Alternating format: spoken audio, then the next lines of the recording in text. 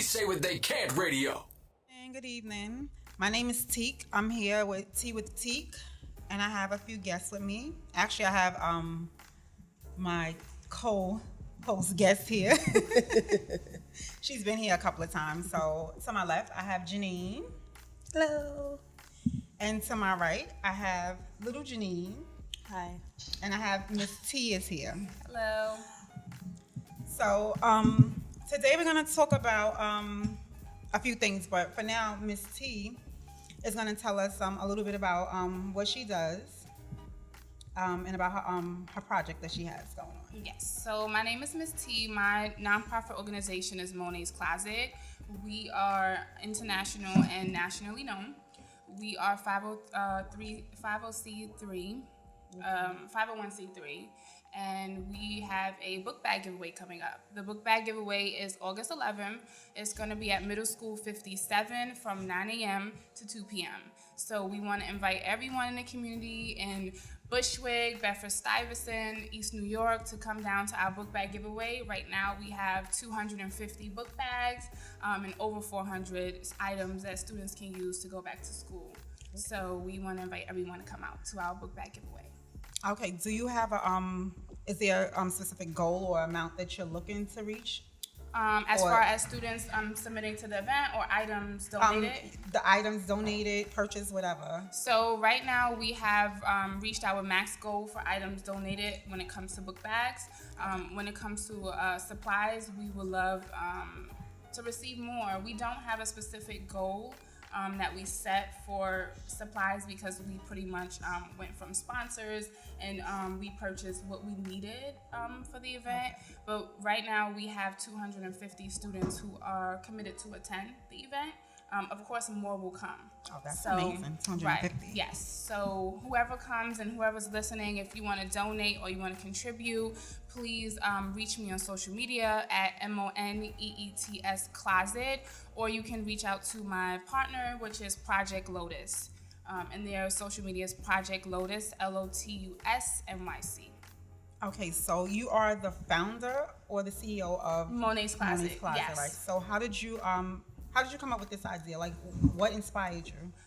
So back in 2009, this started off as just a prom initiative to give back to young women and young ladies who don't have the necessities or essentials to head to prom. So I had a close friend at the time when I was in high school who couldn't afford to go to prom. She really wanted to go, but her mom just didn't have the ends to make anything meet. So I told my mom the story. My mom said, well, you know what, bring this young lady with us. When we go shopping, I'll get her everything that she needs. In doing so, she had a phenomenal dream prom. She couldn't imagine it to be anything more than it transpired to be. So from that, I wondered, how many more ladies are out here, or even young men who want to go to prom but can't? Right. So I just festered an idea from that moment, and I started small in-school pop-up shops for students who couldn't afford to go to prom. And then since then, I just expanded the idea more because it's just grown from the support that I've got. Okay, that's amazing. That's amazing. Do you have a support team, or do you have a number of other people that's behind you? So I have 30 staff members in each state that we are branched in. So we're in New York, we are in North Carolina, Charlotte, and Wilmington. We're in Maryland, we're in New Orleans, we are in Jamaica, we are also in Africa. We're also in New Jersey, Orange, New Jersey. Hopefully I didn't miss any states. But we are expanding. Next year we'll be expanding to Chicago. The Marcus Garvey community of Chicago. So, and I plan to also formulate 30 staff members there also. Because the more volunteers you have, the more support they have, and the more donations you obtain. Right. Okay. I mean, that's awesome. Like, you have a pretty big heart, you and your mom, to have wanted to start something like that. And you're right, you do have a lot of young girls out here, even now, that cannot attend prom, and the guys too. And that's the thing about it. We tend to focus more on the girls that can't focus, they cannot go to prom and get dresses and shoes.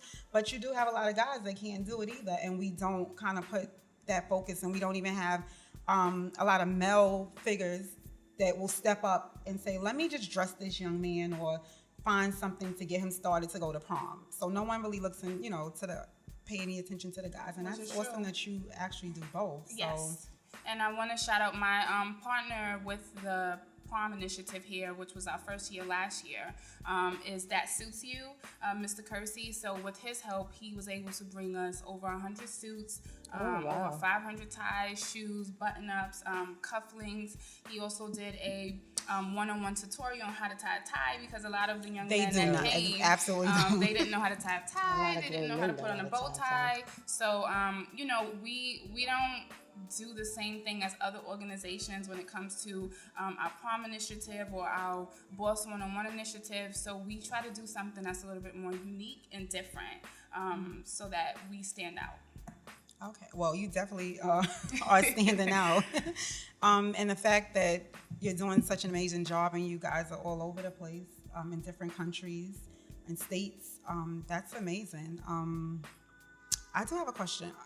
As far as anything that you, I know you like to give back to the community. Is there anything else that you would like to do or add on to your organization?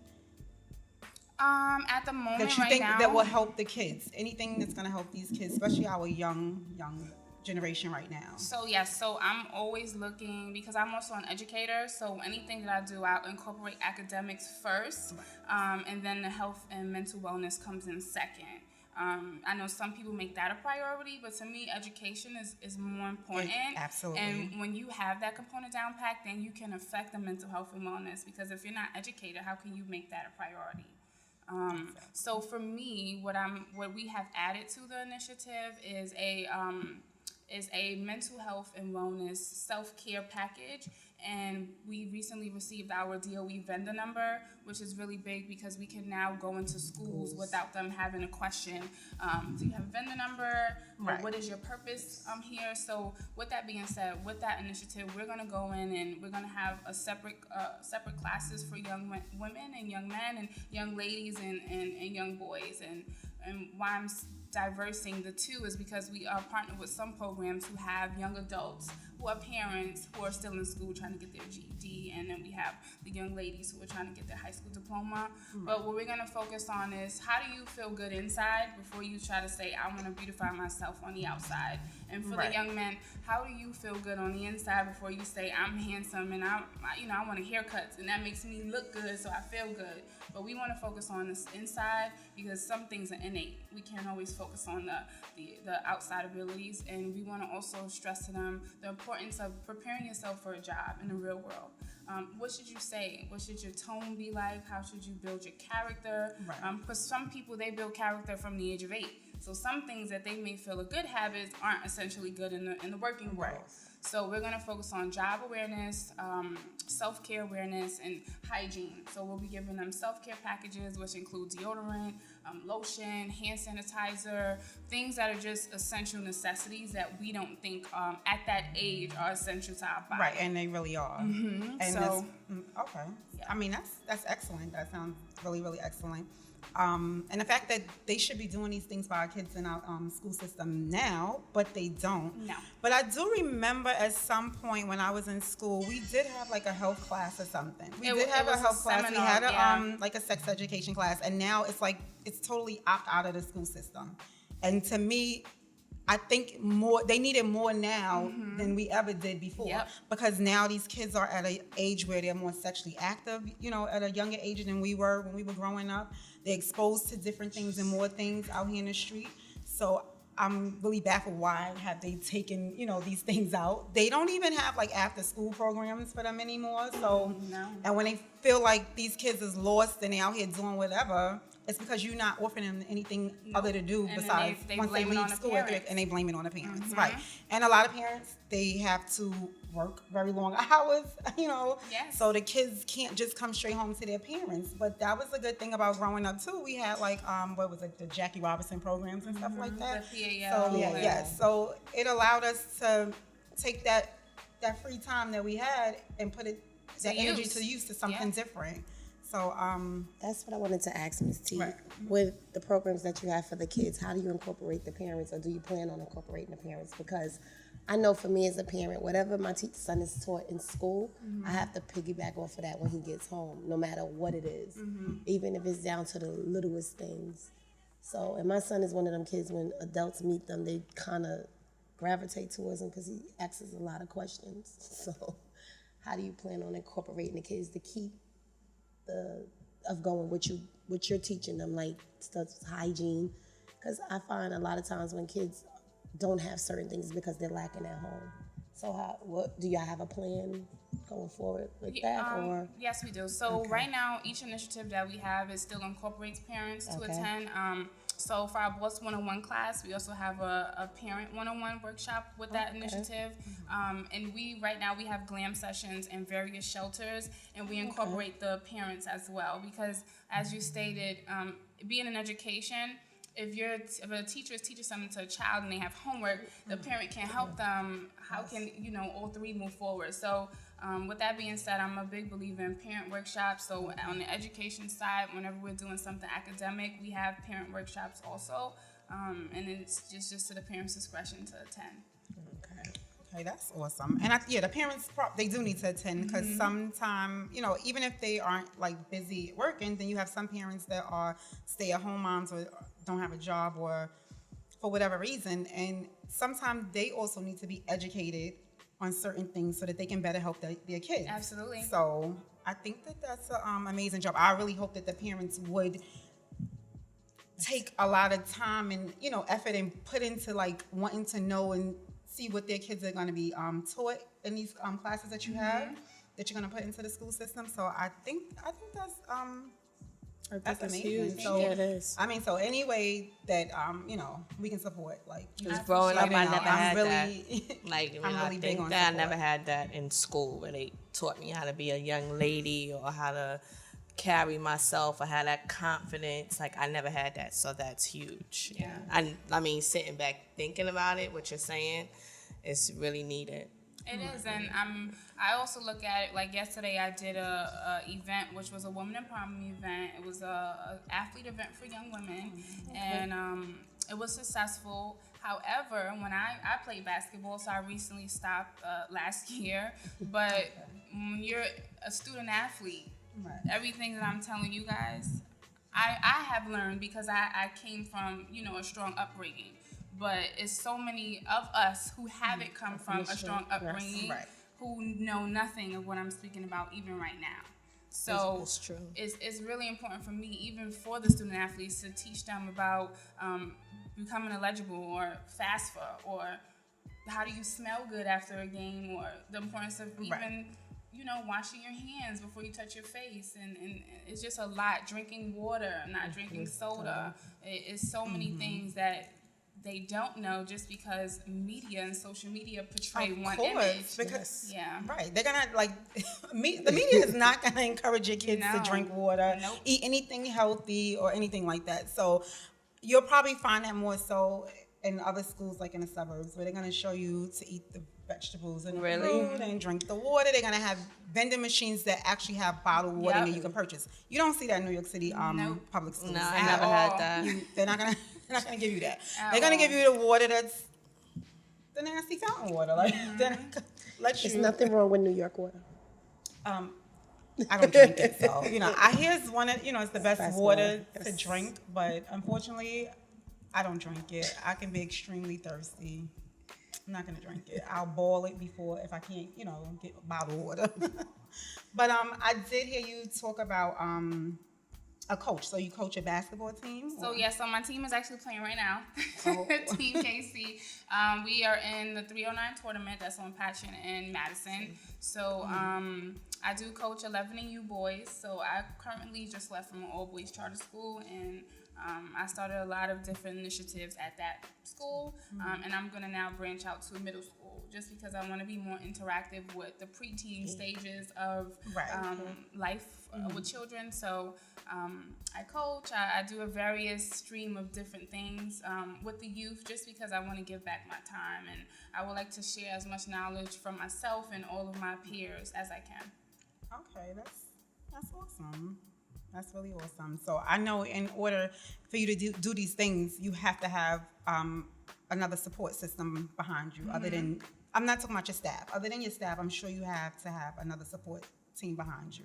Do you have another support team? As do you mean? It can be friends, it can be family, Oh, it can be husband, boyfriend, whatever. You know. So I have a very strong load of friends, and to my discretion, I guess you can say, a lot of them are spaced out across the world. So I guess that benefits me too when I'm branching out to different states to open up my programs. So I do have a lot of friends. I won't say a lot of friends, but I have enough friends that support me mentally, physically, and spiritually to where I stay, where my cup is full. Because if my cup is not filled, I can't pour into someone else's. Right. So without them, maybe mentally I wouldn't be stable enough to do it in various environments. I probably would have just stayed here in Brooklyn. But I thank them every day as much as I can, because without their support, I can't move forward. Because sponsors won't be there forever. You're right about that. And that's a lot. I mean, that's a lot to have to be responsible for you.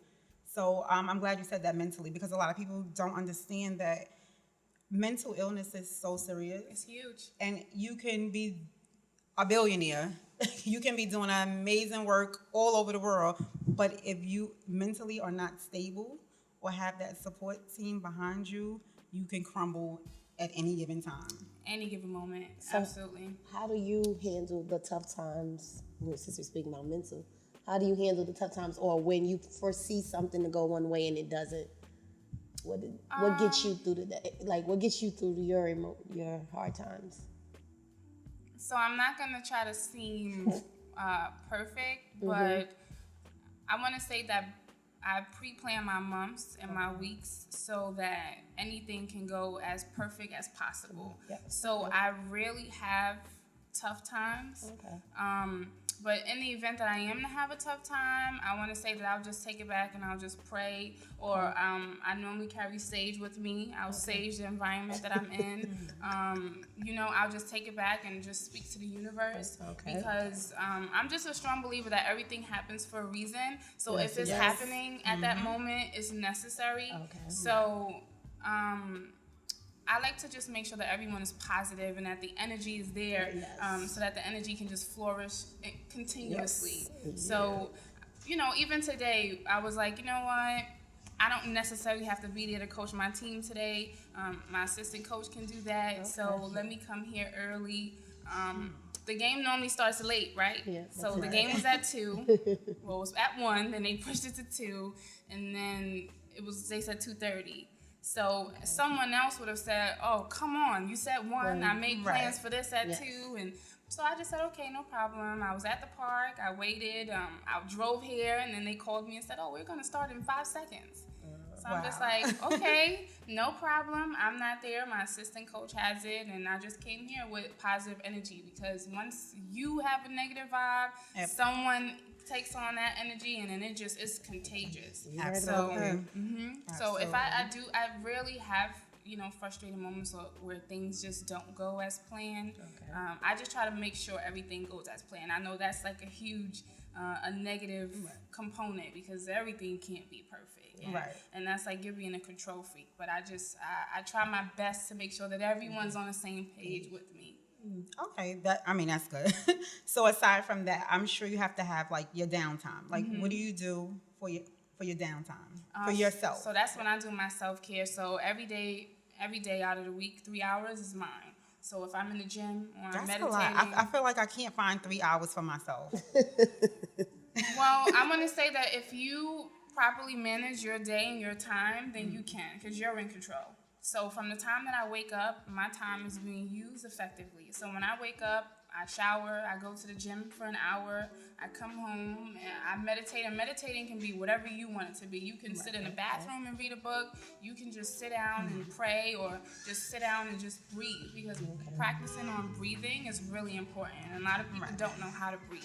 So, we're breathing right now, right? No, I understand. That's the right way. I took a yoga class, so I understand exactly what you mean. So in yoga, when he was like, how to breathe, I'm like, I am breathing, but you're right. Yes. So I don't want people to be like, this girl is crazy. No, So out of that time, and the 3 hours doesn't have to be simultaneously, or, it can fluctuate, but I make sure that 3 hours is mine. out the day. I think I need to steal your idea to do that. I need to make at least 3 hours out of the day. Or even one. Even if I, you do right, one. I can do one. Yeah. I'm gonna start off with one. Do you have any children? No, I don't have any children. That's why y'all are 2 hours. You can do whatever. Like, because when you got kids, I might could get 30 minutes in somewhere. You know. Are you in a relationship? I am in a relationship. Oh, I okay. do have a godson who, I have majority of the time. But when I'm also doing my self-care, I like to include him when I have him because I want him to learn from, he's 9, so I want him to learn from now the importance of self-care and the importance of, you have a say in what happens to your body, but I'm still going, or your mom and I are still going to make the best decision for you that, benefits you, but I just try to portray whatever I'm doing into his life. Oh my God, they need more godparents like you because people don't understand. Like that's what a godparent is supposed to do.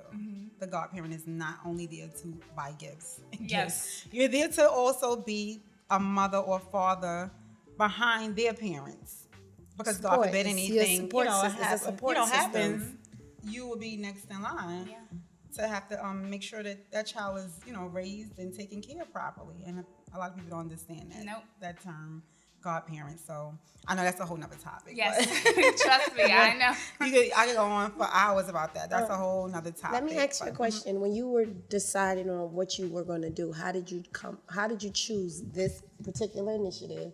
And the why book bag giveaway? No, not that. The whole Monet closet. Okay. How did you come up with? So how did you come up with that? And then I have a part 2 of it.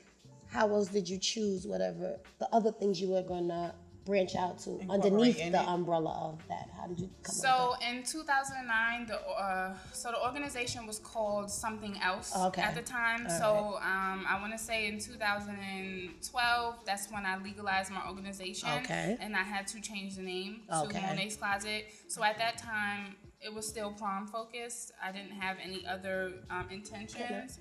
Is Monet, the name Monet, Right, is it personal to you? Because I'm just wondering, like, your name is... Okay. So my middle name is Monet. At the time when my accountant was doing my paperwork, like she was on the phone with the state, and we had to come up with a name instantly. So I was giving her names, and they kept saying, "Oh, it's taken." So I said, "Okay, well, let's go with Monet's Closet." So when you think of a closet, right?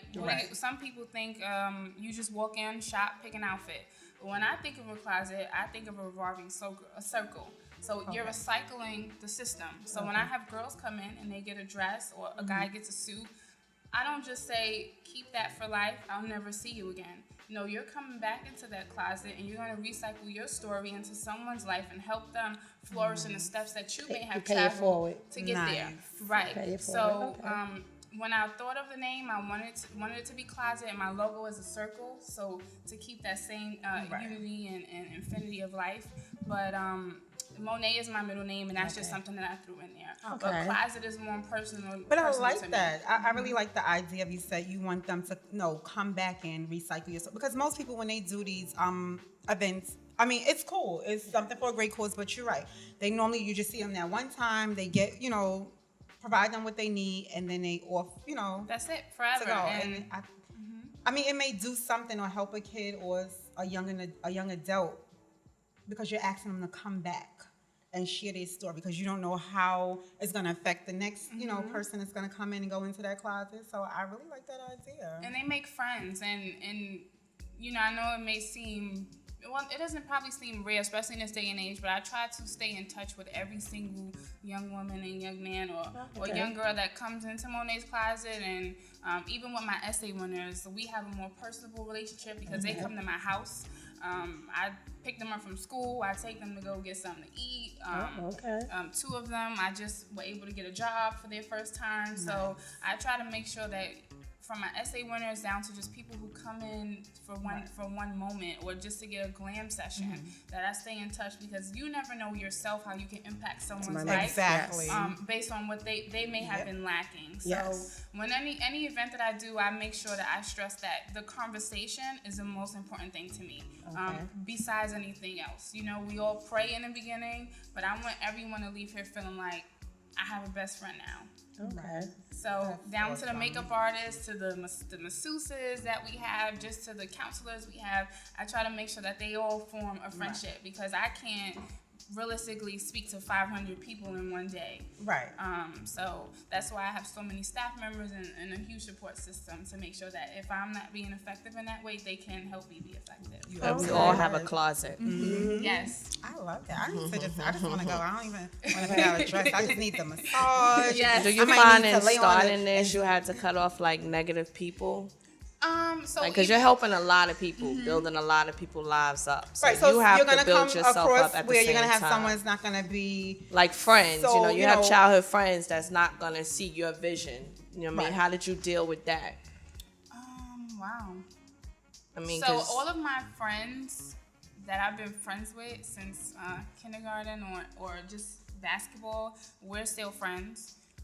They are still my support system, and yes, their energy may not be my energy for my growth period.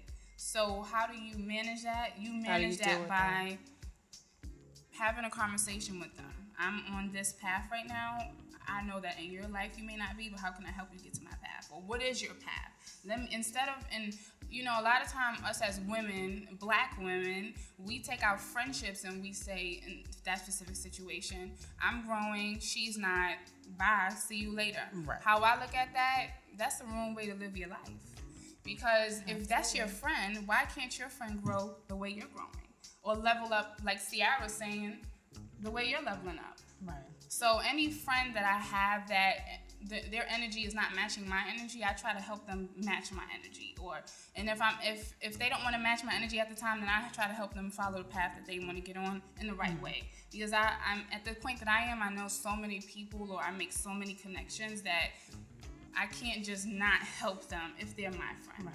So if I'm calling you a friend, you're like, a friend to me is someone in the middle of the night, my car broke down, I can call you and you'll come and help me with my situation at the moment. And you're right. And not everyone have that same, but I am very, very happy to say with us girls, Yes. our group of friends, we have like that same kind of support, bond, everything. Depending on who has whatever vision they want to go and do whatever, it doesn't matter. We have some that may not absolutely want to do anything, but they are there to support. And if they see that we're lacking or we're not doing what we want to do, every now and again, they'll come in and like, so what's going on? What you doing? Let's meet up. So it's there. So even if that's not their vision or something that they want to follow through and do, they make sure that if it's ours and it's our passion, then they're gonna give us that. And that's hard to find. And it is. It's hard really to hard, find. especially with us. We have a nice amount of girls Yeah, in we our do. group, and for everyone to be so loving, concerned, supportive, how they are, like. When you get a group of friends like that, you have to hold on to them. Hold on to them. Yes, and it goes back to energy, because everyone feeds off of each other's energy. So if everyone in your group is doing something positive and one is not, I'm sure they'll probably feel, I gotta get myself together. I gotta, Right. do something. And we do. And we have girls' night out, and we have meetings about things, and we talk about things like what we want to do, what you want to do. Like, we lay all these things out, and everybody energy for the most part is always good. Like, I think for us as the group that we're in, it's not that there's no one that doesn't know where they want to go. A lot of times I find, because it's different ranges, they don't know how to get to where they want to go. And for us, none of us actually know, but we're willing to try, and we're willing to all go through it together. Yep.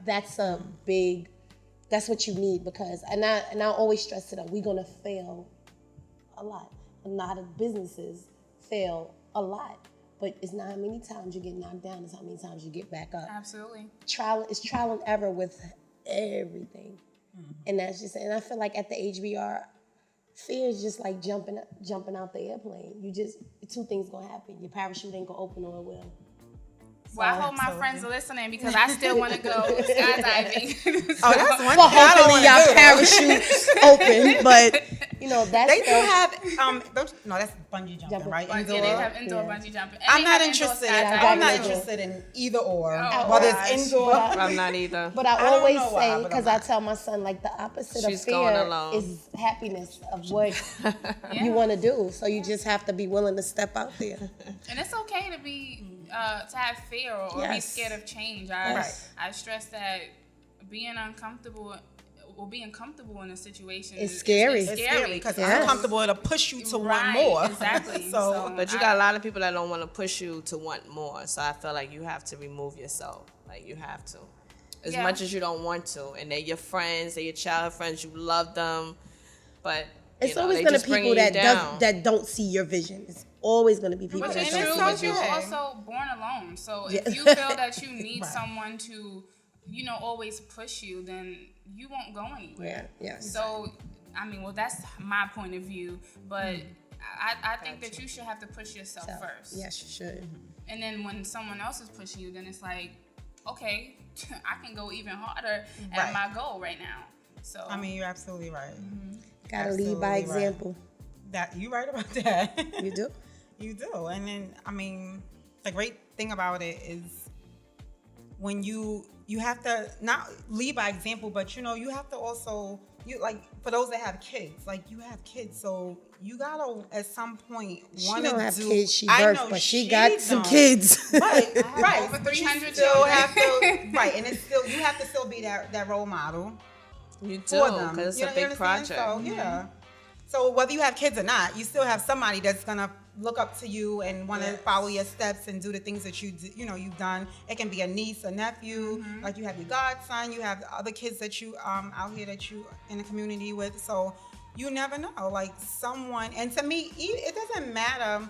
I've learned that too. It doesn't always matter if you come from a family like the perfect family or the household with your both parents, you live in a house, and that doesn't always mean anything to me because I came from that family. So I know what it is to live in a household and a family with your mother, your father, your siblings, and your mom has a career, your dad has a career, his own business. So at some point, some things still can fall apart. And I think that's where it holds up. It all depends on the individual that you are. A lot of times we blame our parents, and I feel like in the beginning, yes, it could be their fault because they are there to guide us and teach us certain things. But when we get to a certain age, you do know better. You know what they have instilled in you, so you know what's right, what's wrong, what you should be doing, what you shouldn't be doing. So at a certain point, it is not your parents' fault. Nope. That you have fucked up in some kind That's of way. why I felt like it's important to have that in the school system because, I came from a home, my father was busy. He was always talking about, I have to pay my mother child support. He had to pay my mother child support. My mother worked hard. She was never there to guide me and where I should be.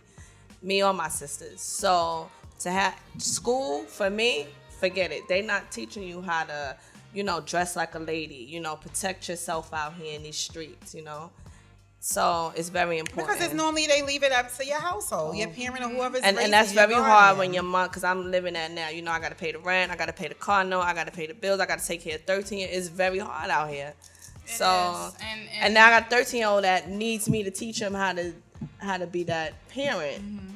So it's definitely important because I know, and charter schools is out here now where they're trying to have that dress code. I didn't have that at the time, but they're very strict. We had that. Well, if you went to Boys and Girls High School. Oh, no, I didn't. But that was I high went school. to Murray Right, Park. it took us to school. high school, but at the end of the day, I can say that we did have it. So if you went to Boys and Girls High School, Mickens didn't play.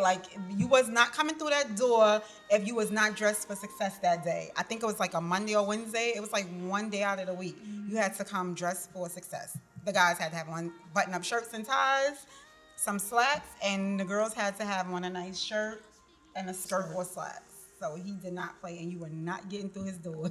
Wow. Without I it. thank God for the charter schools because it's really helped my son. Yeah, charter. It really has. Right, I left the Board of Ed to go to charter just because I feel that the opportunities for children It's just big.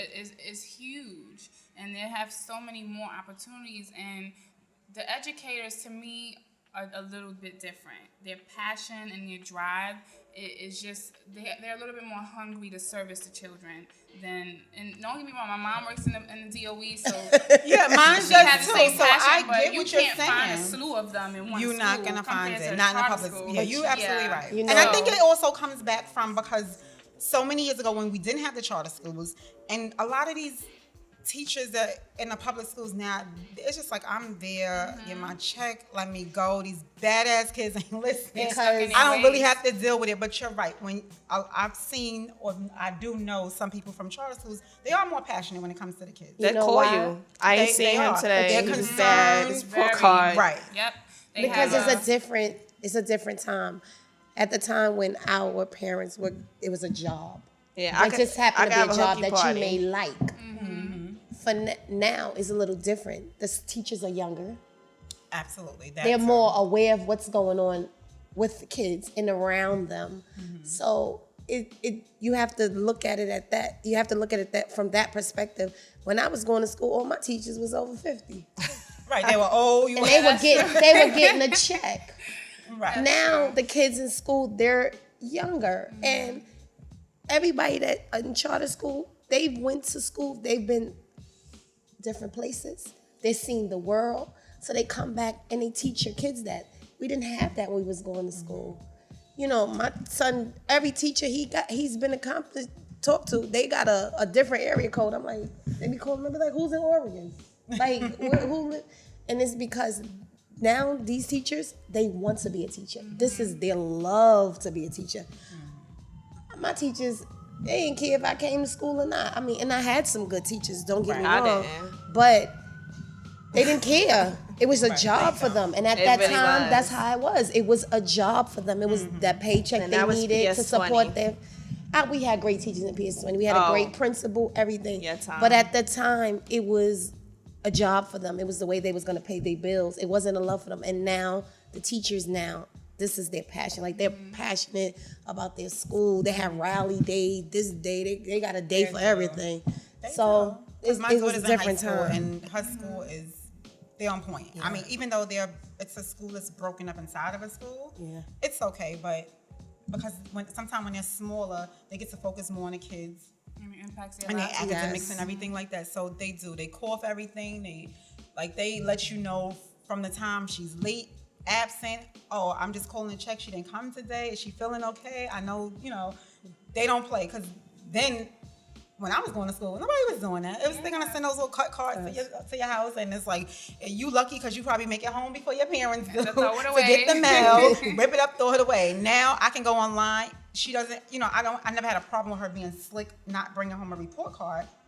Yeah, but you have access. Whether you do or not, I have access. I can go online. I put that password in. Yes. I get to look at all your classes, how you're doing, what work you're missing. Yeah. So it's really different. And with that, I feel like it helps a lot of kids because it keeps them in. It gives them structure. Because my daughter, she could be a piece of work, but when it comes to them grades, like she's on it. Like she doesn't play. That's your only job as a kid. Yeah, to get good grades. That's it. That's true. That's it. And that's the same thing my parents told me. That was your only job. It's like that's your job. Like I didn't even do summer school. I mean, not summer school.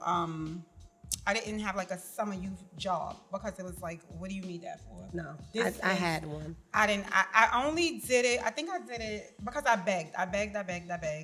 And I think when I was about maybe 16, going on maybe 16, 17, I was able to get one. Because their thing was like, you go to school. You go to school, you bring home good grades, you don't need a job. You focus, you wait till after high school and you focus on that. So that's probably the only job I had. It wasn't something that I was forced to do. I wanted to do it because my friends were doing it. I wasn't forced to do it, but one thing my sister taught me was a job will teach you manage money skills. And I thank God for that. Because I worked from the age 14 to present this day. I've had a job my whole life. I had a summer youth job, and from the summer youth job, they kept me through the winter. Then they picked me back up in the summer. This was from the age of 14, and it taught me manage money skills.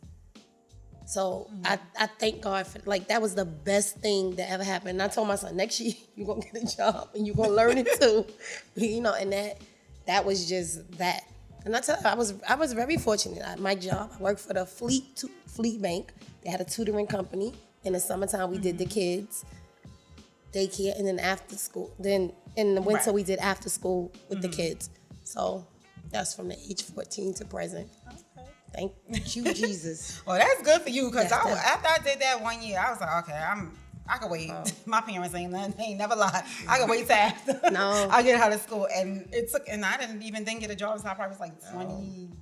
21. Girl, I always had coins in my pocket. As long as they was taking care of me, go to school. I was okay. I gotta go to work.